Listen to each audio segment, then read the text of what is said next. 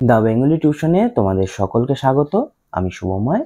আজ তোমাদের সুভাষ মুখোপাধ্যায়ের লেখা আমার বাংলা যে গল্পগুচ্ছটি তোমাদের রয়েছে, সেখানে তোমাদের 4টি অধ্যায় তোমাদের সিলেবাসে রয়েছে। সেই 4টি অধ্যায়ের মধ্যে ধরো মেঘের গায়ে জেলখানা, ছাতির বদলে হাতি, গাঢ় পাহাড়ের নিচে, তারপর এই বিভিন্ন জিনিসগুলি যেগুলি আছে, তো সেগুলি নিয়েই আজকে এই ভিডিওটি তৈরি করা। তোমরা সকলেই জানো এখান থেকে তোমাদের বড় প্রশ্ন আসে, এবং এই বড় প্রশ্নটি 14 এবং 15 নাম্বার যে নাম্বারটি রয়েছে তোমাদের, সেই 14 এবং 15 নাম্বারে আসে। মানে আমি এইটি কোশ্চেনের সিকোয়েন্স অনুসারে বললাম, তোমাদের 14 এবং 15 নাম্বারেই এই আমার বাংলা থেকে প্রশ্ন থাকে। তো সেই জন্য তোমাদের কথা ভেবেই আজকে এই ভিডিওটি আমার তৈরি করা। এই ভিডিওতে থাকবে এই 4টি অধ্যায় থেকে কিছু বাছাই করা প্রশ্ন উত্তর, এবং এই বাছাই করা প্রশ্ন উত্তরগুলো তোমরা যদি ভালোভাবে অনুশীলন করো, তাহলে তোমাদের পরীক্ষায় উত্তর লিখতে ভীষণ সুবিধা হবে। আমি এই 4টি অধ্যায় থেকে কিছু বাছাই করা প্রশ্ন উত্তর আজ তোমাদের সামনে উপস্থিত করব। চলো তাহলে শুরু করছি। এই ধাওড়াগুলো কি চিজ বাইরে থেকে একদম বোঝা যায় না। ধাওড়া কি? ধাওড়ার কটি ভাগ? ধাওড়াগুলির বর্ণনা দাও। উত্তর দেখো, স্থানীয় কুলি মজুররা বস্তিকে বলে ধাওড়া। ধাওড়ার দুটি ভাগ, উপর ধাওড়া, নিচু ধাওড়া। পরের উত্তরটি দেখো, সুভাষ মুখোপাধ্যায় তার পাতালপুরী রাজ্যের রচনাংশে ধাওড়াগুলির বর্ণনা দিয়েছেন। ধাওড়াগুলির পরিবেশ অত্যন্ত খারাপ। উপর ধাওড়ায় উঠতেই দেখা যায় একটা জলের কল। সেই কলের সামনে উপুর করা আছে 500 কলসি। উপর ধাওড়ায় 1000 খানেকের কিছু বেশি লোকের জন্য মাত্র 2টো জলের কল। তাও 24 ঘন্টার মধ্যে জল থাকে মাত্র 3.5 ঘন্টা।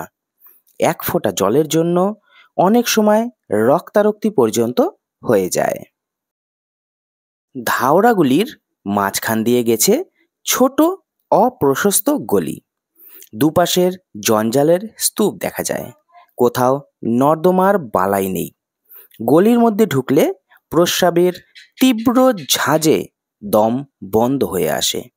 ধাওড়াগুলির বাড়িঘর পরিবেশ এতই নোংরা যে সেগুলিকে লেখক শুয়োরের খোয়ারের সঙ্গে তুলনা করেছেন। কুলিমজুরদের বস্তির এই অস্বাস্থ্যকর পরিবেশ দেখে লেখকের উপলব্ধি, এখানে একদিন থাকলে নরকবাসের ভোগান্তি কি হাড়ে হাড়ে বোঝা যায়। যেন রাবণের চিতা, জ্বলছে তো জ্বলছেই। কোন আগুনকে রাবণের চিতার সঙ্গে তুলনা করা হয়েছে? এই আগুন জ্বলার প্রভাব সেখানকার জনজীবনের মধ্যে কিভাবে পড়ে? উত্তর দেখো, সুভাষ মুখোপাধ্যায়ের গাঢ় পাহাড়ের নিচে রচনায় গাঢ় পাহাড়ে এক শ্রেণীর মানুষ বসবাস করে। তারা ফসল ফলানোর জন্য বনে আগুন জ্বালিয়ে দেয়।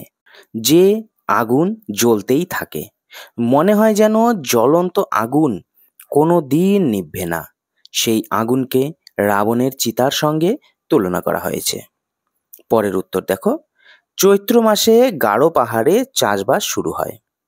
গাঢ় পাহাড়ে বসবাসকারী কৃষকরা একেই দরিদ্র, তার উপর তাদের চাষ করার জন্য কোনো হাল বলদ নেই। তাছাড়া পাহাড়ের ওপর শুধু গাছ আর পাথর। তবুও তারা বেঁচে থাকার জন্য ফসল ফলানোর চেষ্টা করে। বছরের এমনই এক সময়ে এখানকার মানুষেরা শুকনো ঝোপে ঝাড়ে আগুন লাগিয়ে দেয়। সেই আগুন নেভে না। লেখকের ভাষায় যেন রাবণের চিতা জ্বলছে। বছরের এই সময়ে বনের গাছপালাও ভয়ে শুকিয়ে কাঠ হয়ে যায়। বনের জন্তু জানোয়ারেরা প্রাণ ভয়ে পালায়। বাঘ, অজগর, হরিণ, শুয়োর যে যেদিকে পারে প্রাণ রক্ষার তাগিদে উন্মত্তের মতো ছোটে। পাহাড়ি মেয়ে পুরুষেরা মুখে মনের সুখে হরিণ ও শুয়োর মারে। সন্ধ্যাবেলা শিকার শেষে গোল হয়ে ঘিরে শুরু হয় নাচ ও গান। গোটা বন পুড়ে ছাই হয়ে যায়। পাথরের ওপর মোটা কালো ছাইয়ের পলেস্তারা পড়ে থাকে। তার উপর বীজ ছড়ায়। দেখতে দেখতে সেই পোড়া জমির ওপর সবুজ রং ধরে। মাথাচাড়া দেয় ধান, তামাক, আরও কত ফসল। গারোদের আলাদা ভাষা। আলোচ্য অংশটি কোথা থেকে নেওয়া হয়েছে? তারা কিভাবে চাষাবাদ করে? পরের প্রশ্ন, গারো পাহাড়ের নিচে বসবাসকারীদের ভাষা বৈচিত্র্য সম্পর্কে আলোচনা করো। উত্তর দেখো, আলোচ্য অংশটি সুভাষ মুখোপাধ্যায়ের গারো পাহাড়ের নিচে রচনাংশ থেকে নেওয়া হয়েছে। তারা হাল বলদ নিয়ে চাষাবাদ করে। পরের উত্তর, গারো পাহাড়ের নিচে হাজং, ডালু, গারো, কোচ, বানাই ইত্যাদি নানা জাতের ভাষায় কথা বলেছেন। মনের ভাব প্রকাশের মাধ্যম হলো ভাষা। স্থান ও কালভেদে ভাষার মধ্যে আঞ্চলিক পার্থক্য পরিলক্ষিত হয়। পাঠ্যাংশে গারো পাহাড়ের অধিবাসীদের মধ্যে ভাষাগত নানান বৈচিত্র্য দেখা গিয়েছে। হাজং, গারো, কোচ, বানাই, ডালু, মর্গান এমনকি সব নানা ধরনের জাতের মধ্যে গারোদের আলাদা ভাষা। হাজং, ডালুদের ভাষা যদিও বাংলা, কিন্তু তাদের উচ্চারণ আমাদের কানে একটু অদ্ভুত ঠেকে। তকে তারা ট বলে, টকে ত, আবার ডকে বলে দ, আর দকে বলে ড। প্রথমে শুনলে ভারী হাসি পাবে।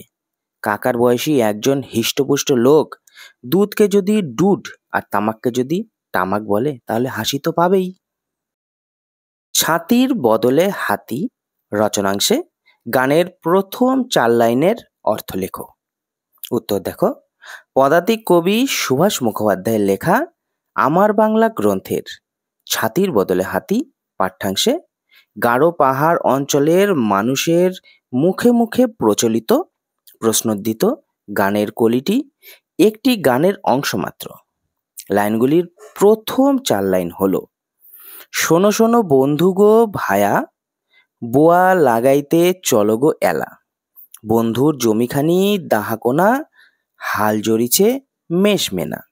গানটির অর্থ দেখো, চলো বন্ধু এখন রোয়া লাগাতে যাই, পাহাড়ের নিচে আমাদের জমি, হালের ভারে মোষের শিং নুইয়ে পড়ছে, আমরা হাল বাইছি কিন্তু কঠিন মাটি উঠতে চায় না। পরিশ্রমী মানুষেরা এই গান করতে করতে চাষ করলে তারা কষ্টকে কষ্ট বলে মনে করে না। এদিকে আর এক রকমের প্রথা আছে। কোন রচনায় কি প্রথার কথা বলা হয়েছে? প্রথাটি সম্পর্কে যা জানো লেখো। উত্তর দেখো, সুভাষ মুখোপাধ্যায়ের লেখা ছাতির বদলে হাতি রচনায় নানকার প্রথার কথা বলা হয়েছে।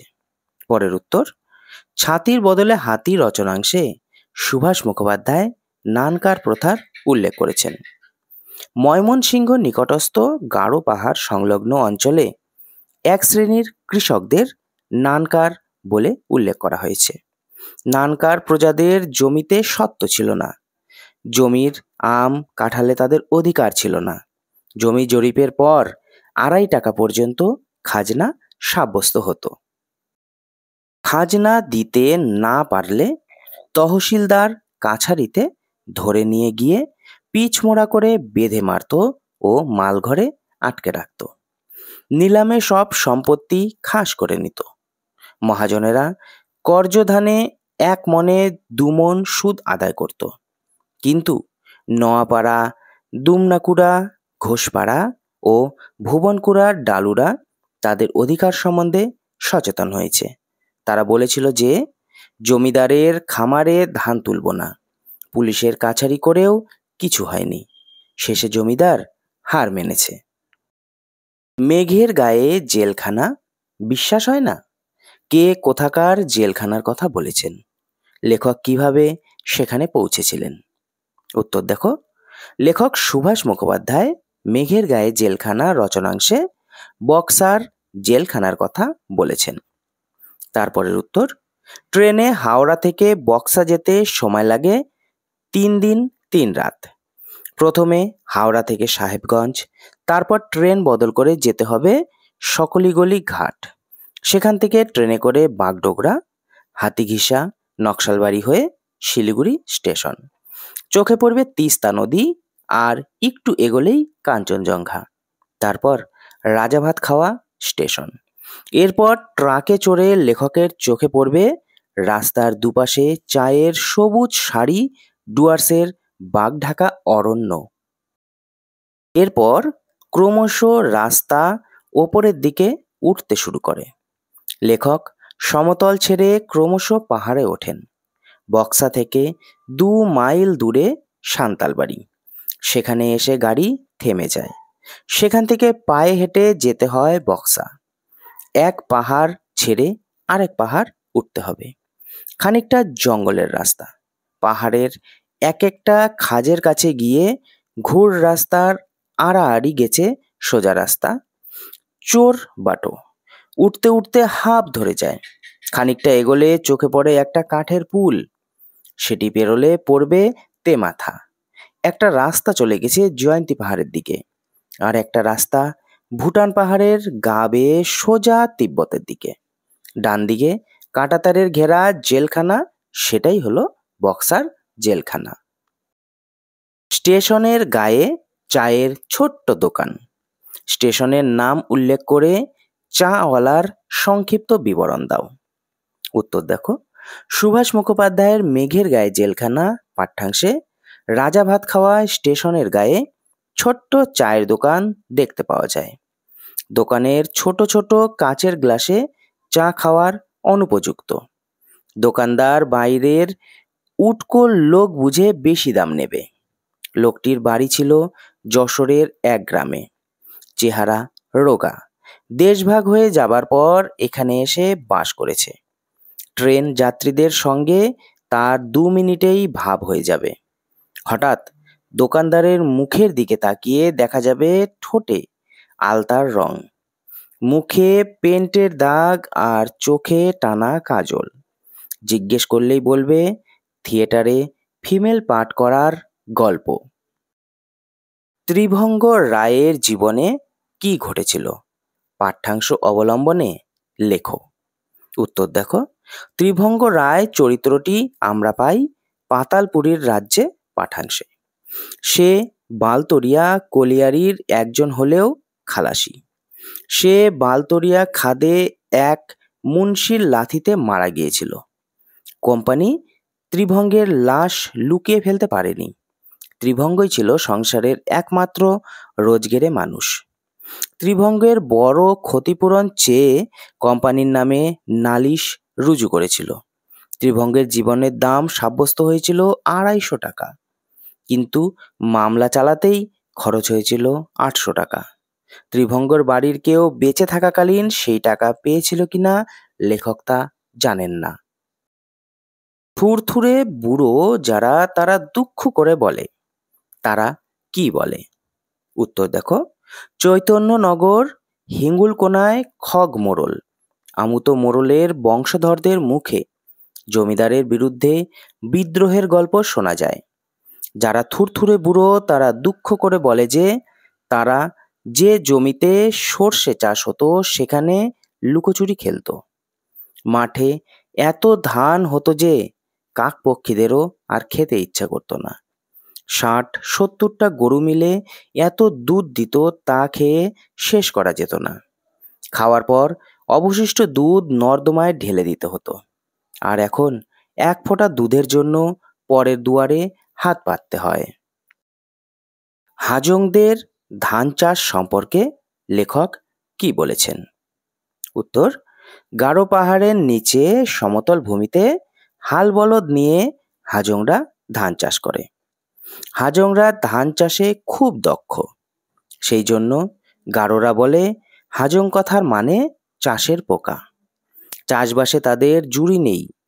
পাহাড়ে না উঠলেও একটা টিলার উপরে উঠে তাকালে দেখা যাবে পৃথিবীটা সবুজ।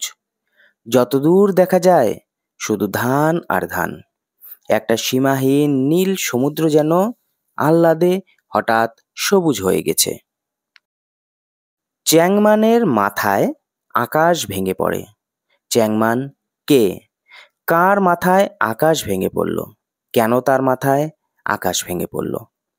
উত্তর দেখো, চ্যাংমান হলো গারো পাহাড়ের নিচের গ্রামের এক বাসিন্দা। যে হালুয়াঘাট বন্দরে সওদা করতে এসেছিল। মনমোহনের কথায় তার মাথায় আকাশ ভেঙে পড়ল।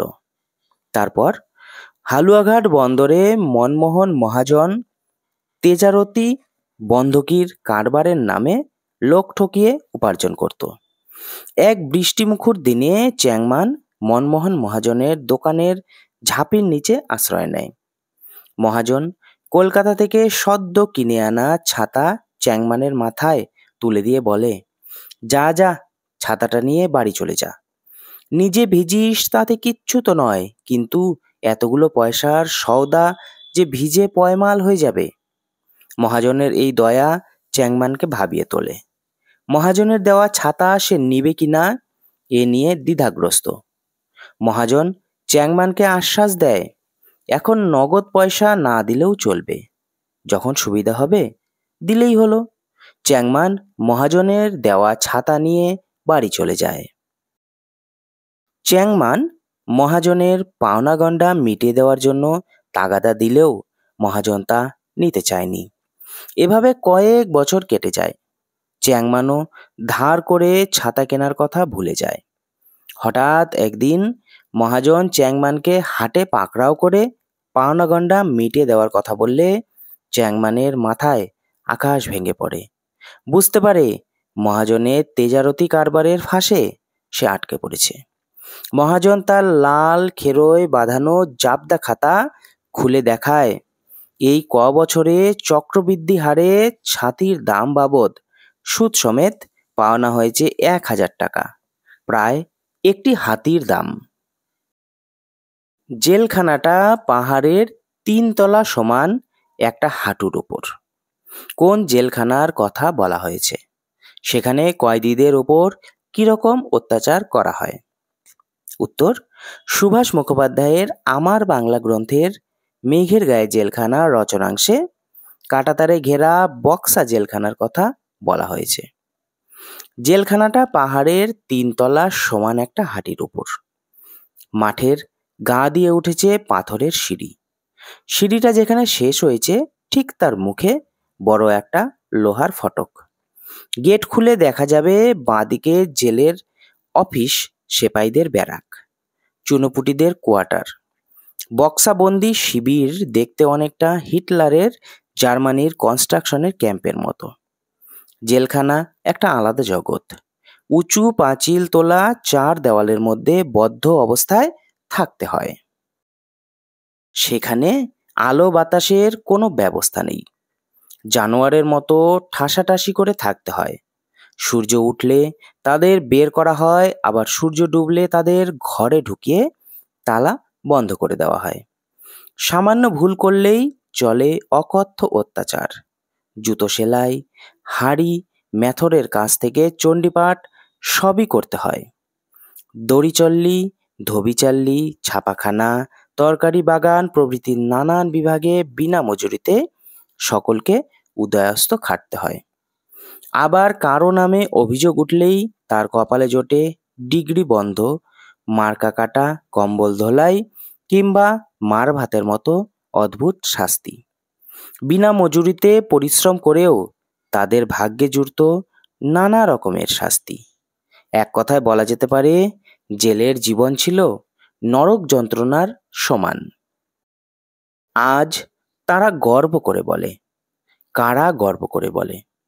উত্তর দেখো, সুভাষ মুখোপাধ্যায়ের আমার বাংলা গ্রন্থের ছাতির বদলে হাতি রচনাংশে ডালুরা বলে, বন্দরের ভদ্রলোকেরা এখন তাদেরকে তুই তুকারি করতে সাহস করে না, আপনি বলে সম্ভাষণ করে। থানায় গেলে তাদেরকে চেয়ারে বসতে দেয়। ডালুরাও অনেক সভ্য হয়েছে।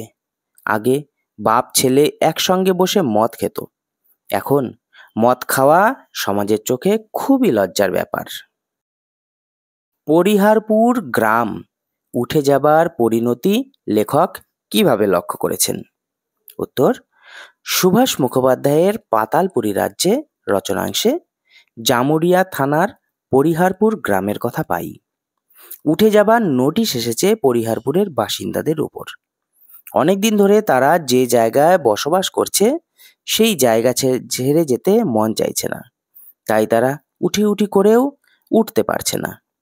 অনেক দিনের স্মৃতি জড়ানো গাছ, ডোবা, জায়গা, জমির মায়া কাটাতে তাদের কষ্ট হচ্ছে। যজ্ঞেশ্বর তুরীরা পূর্বপুরুষের ঘরবাড়ি জমিজমা ছেড়ে সব খুইয়ে বাপ বেটায় এসে খনিতে কাজ নিয়েছে। এখানকার বাসিন্দাদের ও দুদিন পরে যজ্ঞেশ্বর তুরীর মতোই অবস্থা হবে। খনির মালিকের কাছ থেকে তারা নামমাত্র ক্ষতিপূরণ চেয়ে পেটের জ্বালায় খনিতেই কাজ নিতে হবে। সোমেশ্বরী নদীর বর্ণনা দাও। গাঢ় পাহাড়ের নিচে রচনাংশে সোমেশ্বরী নদী সম্পর্কে জানতে পারি। গাঢ় পাহাড়ের নিচে আছে সুসং পরগনা। সুসং পাহাড়ের গা দিয়ে বয়ে চলেছে পাহাড়ি নদী সোমেশ্বরী। ভীষণ খরস্রোতা নদী। স্রোত তো নয়, যেন কুমিরের দাঁত। জলে পা দিলেই মনে হবে কেউ যেন পায়ে দড়ি দিয়ে টেনে নিয়ে যাচ্ছে। শীতকালে নদীটিকে শান্তশিষ্ট নদী বলেই মনে হবে। কোথাও কোথাও হেঁটে পার হবার জন্য ইচ্ছে হবে। অথচ এই পাহাড়ি নদী সর্বদা যেন রেগে টং হয়ে থাকে। এটা নদীতে খেয়া পারাবার করে এক হিন্দুস্তানি মাঝি। সে যেমন যাত্রীদের খবর দেয়, তেমনি তাদের কাছ থেকে খবর নেয়। খুব কষ্ট করে বেঁচে থাকতে হয়। কিভাবে তারা বেঁচে থাকে? মেঘের গায়ে জেলখানা পাঠ্যাংশে পাহাড়ের মানুষেরা খুব কষ্ট করে বেঁচে থাকে। ওরা পাহাড়ের অনেকখানি উঁচুতে ছোট ছোট গায়ে বাস করে। একটু সুযোগ পেলেই পুরুষেরা সব কাজ নিয়ে চলে যায় পুলিশ কিংবা পল্টনে। যারা পড়ে থাকে তারা কেউ ছুতোর মিস্ত্রি, কেউ কাঠুরিয়া, কেউ ঘরামি, কেউ মোট বাওয়ার কাজ করে। দুর্ঘটনায় কোনো শ্রমিকের অঙ্গহানি হলে তার ক্ষতিপূরণ পায় না কেন? উত্তর: দুর্ঘটনায় কোনো কেলোয়াড়ি শ্রমিকের অঙ্গহানি হলে নিয়ম অনুযায়ী তারা ক্ষতিপূরণ পায়, কিন্তু তারা পায় না। কারণ কেলিয়ারিতে বড়লোক আর গরিবের মধ্যে পার্থক্য লক্ষ্য করা যায়। ক্ষতিপূরণের আইনটি বড়লোকদের জন্য। মালিক তাদের ক্ষতিপূরণ দিলেও গরিবদের দেয় না। তাই কোনো গরিব মজুরের কোনো ক্ষতি হলে তারা কোনো ক্ষতিপূরণ পায় না। হাতি বেগার কি? দেখো, হাতি বেগার হলো গাঢ় পাহাড়ের নিচে প্রচলিত জমিদারি আইন। 19 শতকের শেষের দিকে এই আইন চালু ছিল। জমিদার হাতি শিকার করার জন্য পাহাড়ের উপর মাচা বেঁধে বসে থাকতেন। তার সঙ্গে থাকতো সেপাই সন্ত্রীরা। জমিদারের রক্ষণাবেক্ষণের দায়িত্ব ছিল গ্রামের পুরুষ প্রজাদের উপর। তারা নিজেদের খাবার দাবার সঙ্গে নিয়ে জমিদারদের পাহারা দিত। আর যে জঙ্গলে হাতি আছে সেই জঙ্গলটা তাদের সার বেঁধে দাঁড়িয়ে ঘিরে ফেলতে হয়। এইভাবে গভীর জঙ্গলে দাঁড়িয়ে থাকতে থাকতে সাপের বা বাঘের কামড়ে অনেক প্রজার মৃত্যু হয়। এই ব্যবস্থাকে বলা হয় হাতি বেগার আইন। তোমাদের কি ইচ্ছে হয় না? এখানে কোন ইচ্ছের কথা বলা হয়েছে? উত্তর দেখো, চাষিরা কষ্ট করে চাষ করে আমাদের মুখে অন্ন তুলে দেয়। সেই চাষিদেরই জমিদারেরা অনেক অত্যাচার করে। লেখক বলেছেন, আমাদের সবার ইচ্ছা থাকলে সেই অত্যাচার বন্ধ করা যাবে। আমরা সবাই মিলে একজোট হয়ে জমিদারদের অত্যাচার থেকে চাষিদের বাঁচানো সম্ভব। জমিদারের হাত থেকে বাংলার সমস্ত জমি তাদের হাত দিতে পারি। মহাজনের নিষ্ঠুর ঋণের বোঝা থেকে তাদের মুক্তি দিতে পারি। বক্সার জেলখানাটিকে মেঘের গায়ে জেলখানা বলার কারণ কি? উত্তর: বক্সা বন্দি শিবির পাহাড়ের অনেক উঁচুতে অবস্থিত। এর সামনে হঠাৎ দাঁড়িয়ে থাকতে থাকতে দেখা যাবে কুয়াশার মতো কালো পর্দায় সমস্ত দিক থেকে ঢেকে যায়। সামনের লোকটাকেও আর দেখা যাবে না। মুহূর্তে আবার সব পরিষ্কার, যেন কোনো জাদুকরের খেলা। এই মেঘের মাঝে বক্সা বন্দি শিবিরটি দাঁড়িয়ে আছে বলেই একে মেঘের গায়ে জেলখানা বলা হয়েছে।